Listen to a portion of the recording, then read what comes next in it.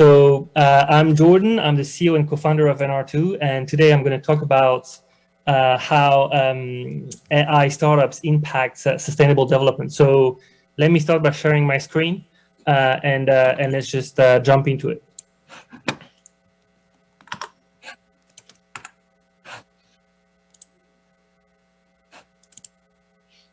All right, that's it. So before I start and I jump into the subject, I'm keen to tell you a little bit more about what Nr2 does, so that you understand where what I'm saying is coming from, and it's mostly coming from data, as you will see. So first of all, Nr2 is mainly a search engine.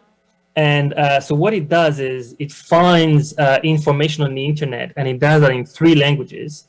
It does it in English, Chinese, and Korean. And it gathers all this information, indexes it, and structures it to make it available for anybody to find. So you can see that as exactly like Google or Naver, but specifically to find startups. And so today we find about 230,000 startups, and that's only for China and South Korea.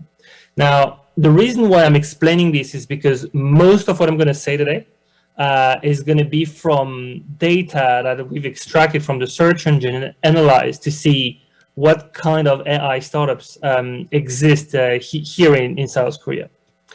So just before I jump into those startups and the ones that are having an impact on sustainable development, I'm quite keen to give a little bit of context.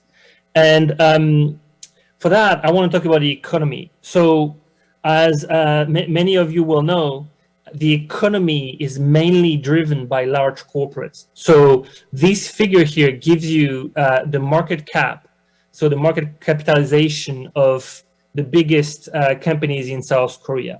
Now, as you can see, most of them you will expect to be in this top 20. So you have Samsung, LG, SK, and Hyundai.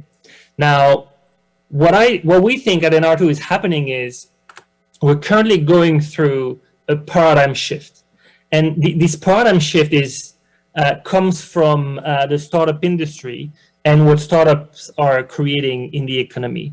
And a good example of that is actually the 3 newcomers in this top 20 that are Naver, Kakao, and NC. Now, these 3 companies are not startups anymore, but they were 15 years ago. And the fact that in just 15 years, they were able to come at this level is a great example for new entrepreneurs to see what they could achieve. And actually, what we see in the data is this is happening. So this graphic here shows you every unicorn in South Korea plus Kakao, NC, and Naver. So that means you won't see Coupang, for example, which is not a unicorn anymore. But the idea here is to show how many unicorns per period of time. So when Kakao was founded in 1995, you can see that there were the first of many, and then NC came and Naver were created, and now they're very big companies. And if you look at what's happening now in the 2000s and 2010, you see that the density of companies which are able to become unicorn starting from nothing is increasing significantly. And it's increasing to a point where in the last 5 years, it's difficult to say which ones are going to become unicorn. And there are a lot of candidates, more than 100, according to what we see. And the Korean government has a list where they mention the companies which could become unicorns. And this list is very long. And what that means is we can see that there is really a force pushing people forward, trying to build things and trying to make a change in the world. Now, what's particularly interesting is a lot of those companies are driven by technology. And if we look at what's happening in South Korea, we find that currently the search engine is able to map about 1,500 startups in just South Korea. So 230,000 in Asia, and then 15,000 in Korea. But what's very interesting is if we look at AI, which is what we're particularly interested in today. And so among all these companies that we can find, about 1,000 are AI startups. And some of them will be purely AI startups, but often they will eat into a certain industry. So you might know Reed, for example, which is an AI company which is trying to create personalized education. You might know about Rebellions, which is building silicon architectures and deep learning algorithms to try and improve the speed at which we can make calculations necessary for AI. You might know InCerebral, which is in the healthcare industry. So they do drug design and modeling to try and predict which drugs could be the next one to solve certain kinds of diseases. And then finally, Mark Vision, which is in a different industry, more in the legal side of things, where they're trying to help protect intellectual property using AI. And these are very specific examples. But what's particularly interesting is to look at this group of companies and the industries that they tackle. So you'll find AR, VR, you'll find IoT, healthcare, we've had an example, automobile, you'll find retail. I could go on and on, energy, manufacturing, and there are many like that. One that we're particularly interesting is sustainable development. Now, of course, this raises a lot of questions. And one of them is AI a positive or a negative force for sustainable development? And in order to look at this question, I thought it would be interesting to look at the 17 goals that have been set by the United Nations to transform the world we live in and to aim for a more sustainable one.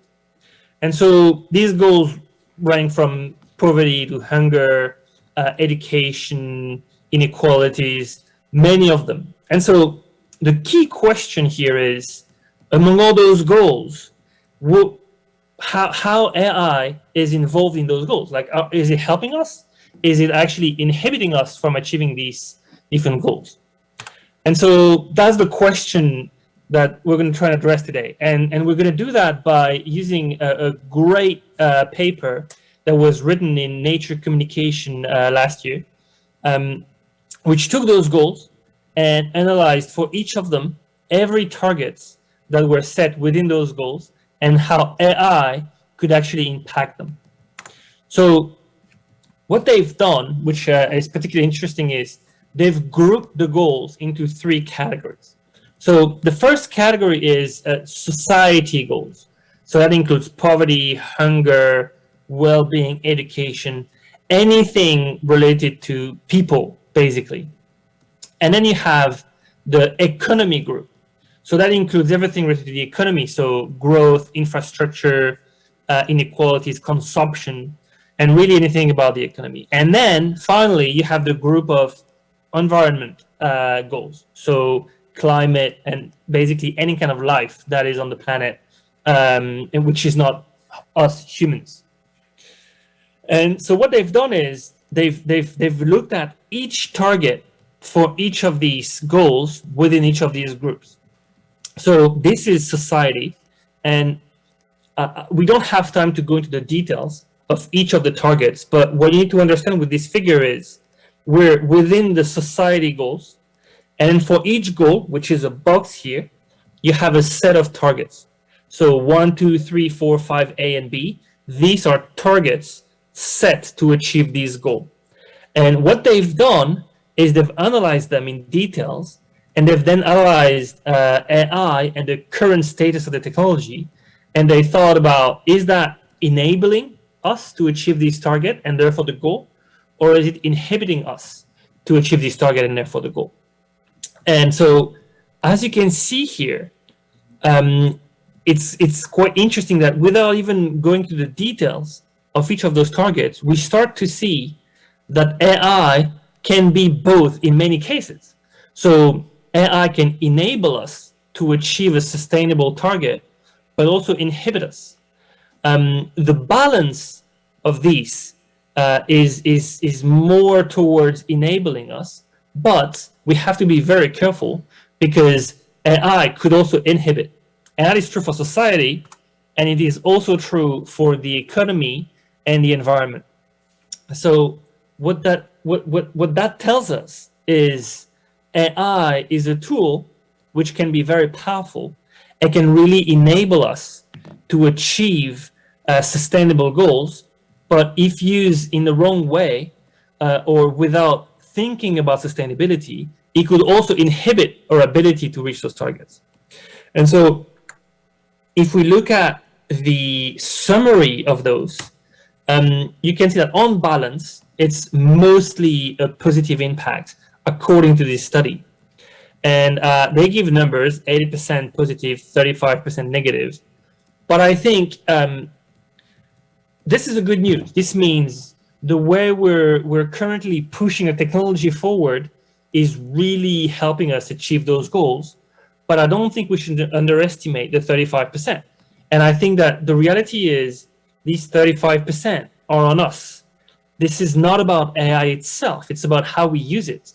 It's like any tool. So, you know, if I take a hammer, I can build a house. But if I don't use it properly, I can also hurt someone.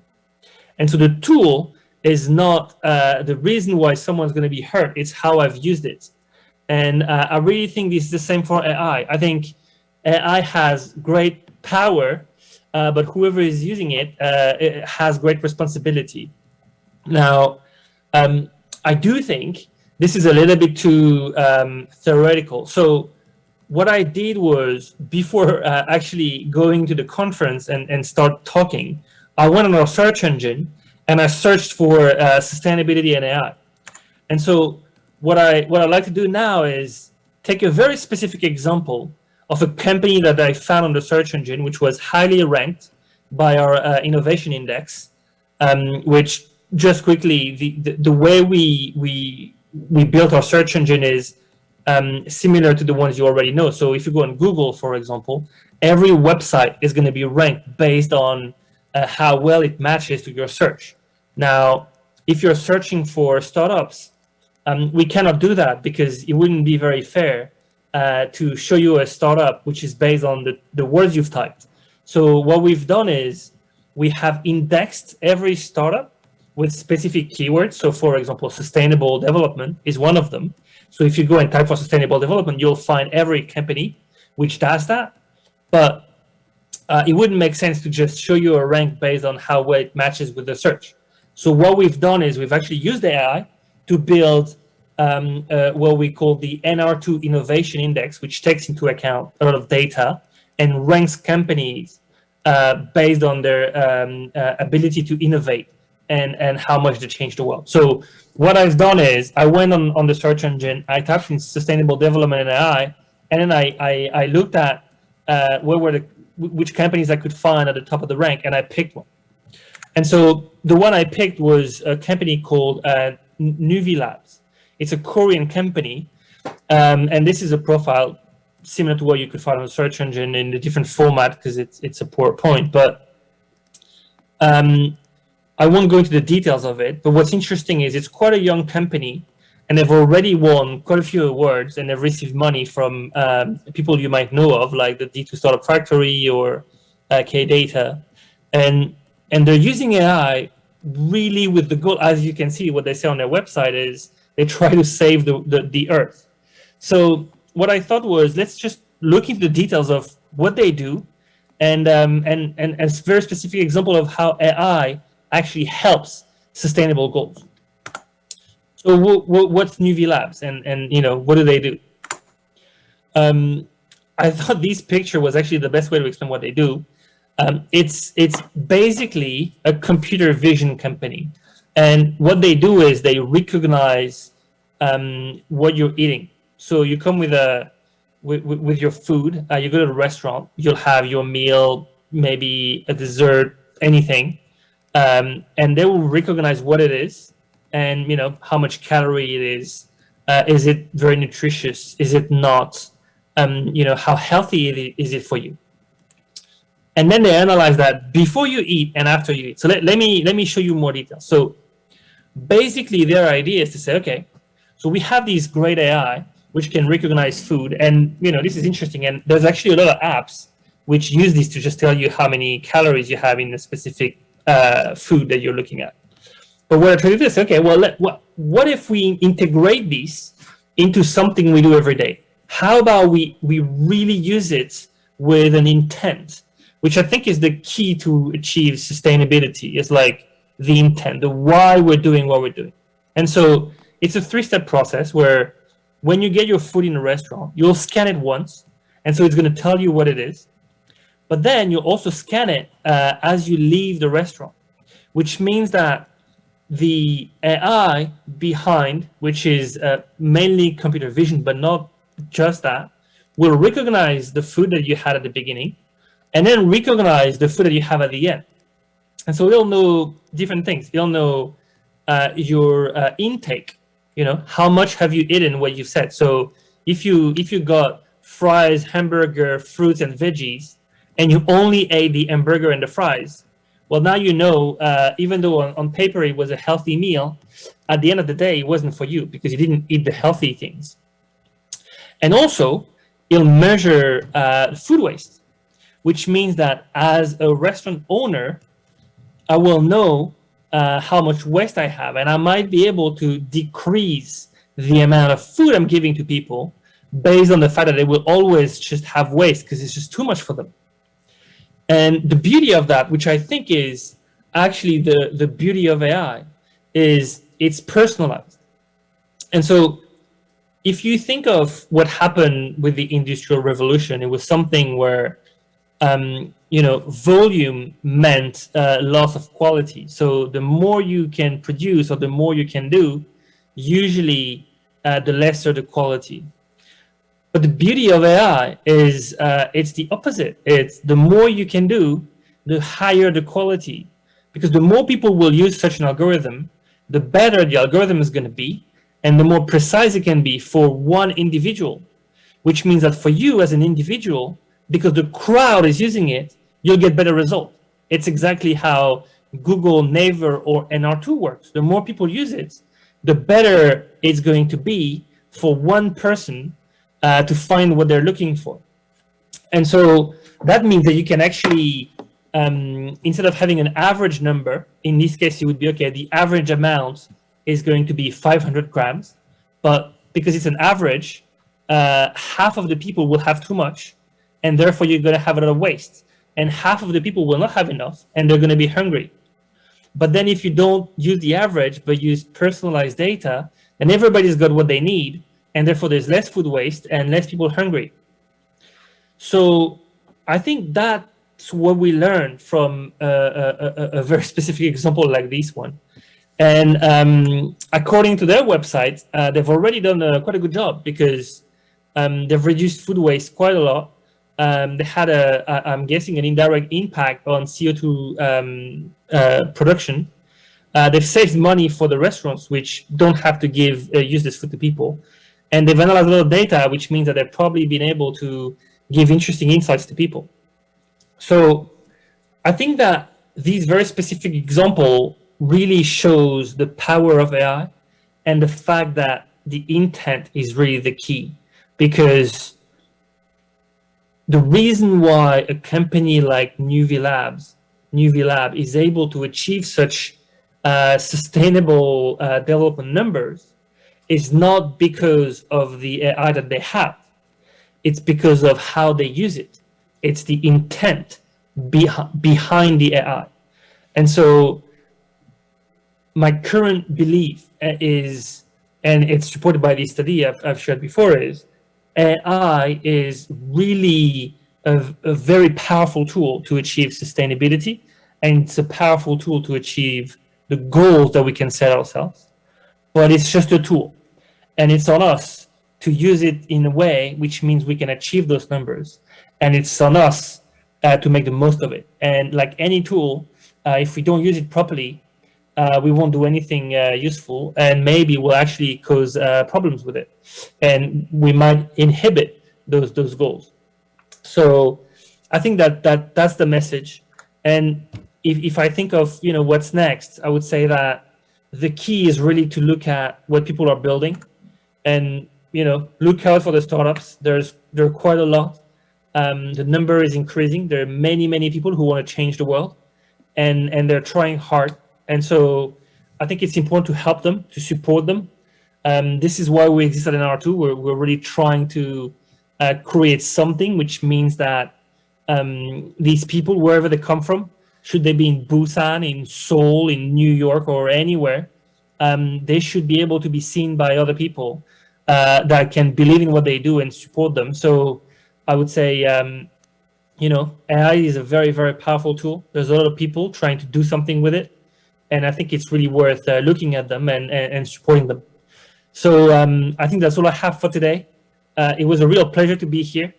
I wish we could have a Q&A session.